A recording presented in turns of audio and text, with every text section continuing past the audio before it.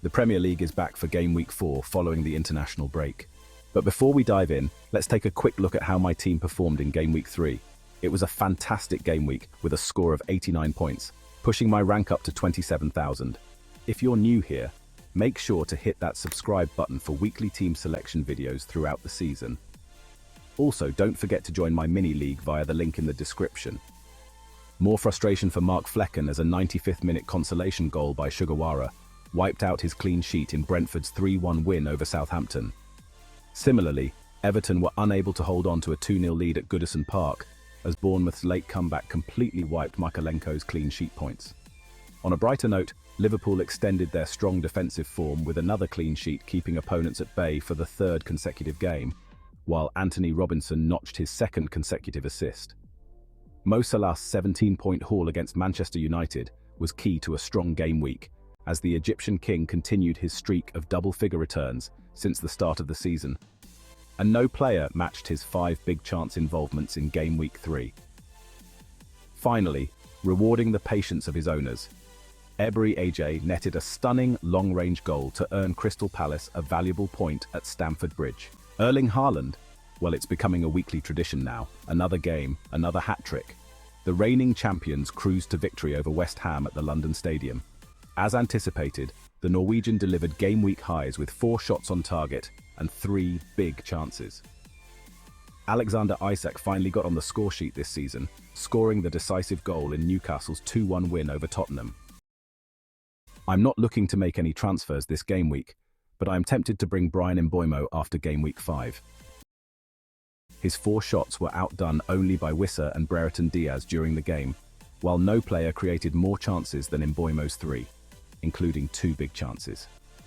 No midfielder has scored more goals than Mbeumo's 3 across the first 3 game weeks.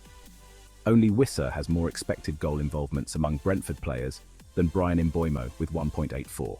With Tony leaving, Mbeumo will take over penalty duties, having converted all 5 penalties he has taken in the Premier League. After Game Week 5, Brentford have a favourable run of fixtures facing West Ham, Wolves and Ipswich at home in 4 matches, making Mbeumo a standout pick.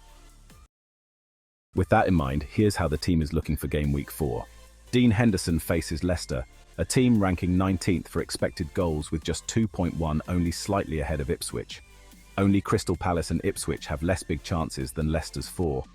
No goalkeeper made more saves than Dean Henderson in Game Week 3, with his 6 saves against Chelsea keeping Palace in the game. Alexander-Arnold continues to lead all defenders with 7 key passes and 3 big chances created. Liverpool are yet to concede this season and have the league low of 2.17 expected goals conceded. Only Kevin De Bruyne has a higher expected assist tally than Alexander-Arnold's 1.5 over the 3 game weeks. Anthony Robinson has delivered back-to-back assists, and his 2 big chances created this season rank second only to Alexander-Arnold among defenders. Only 4 teams have conceded fewer expected goals than Fulham this season. Daniel Munoz faces a Leicester side that have recorded just 26 shots, only Ipswich faring worse, and they have expected goals of just 2.1, ranking 19th in the league. While Munoz hasn't yet delivered this season, his 4 assists after Game Week 26 last season was the most among defenders. Emile Smith-Rowe goes up against a West Ham side that have conceded the second most expected goals with 6.4. This season, only behind Ipswich. West Ham have conceded 11 big chances. Just 3 teams have conceded more and faced 52 shots, only behind Newcastle. Ebery AJ remains a key asset, with 15 shots in the first 3 game weeks, second only to Semenyo's 17.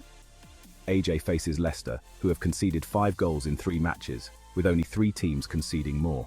Morgan Rogers has been unlucky in the last 2 game weeks, with 2 big chances created going to waste thanks to Ollie Watkins's missed opportunities. However, Rogers faces an Everton side that has conceded the most goals this season with 10 and 13 big chances, tied with Southampton and Ipswich.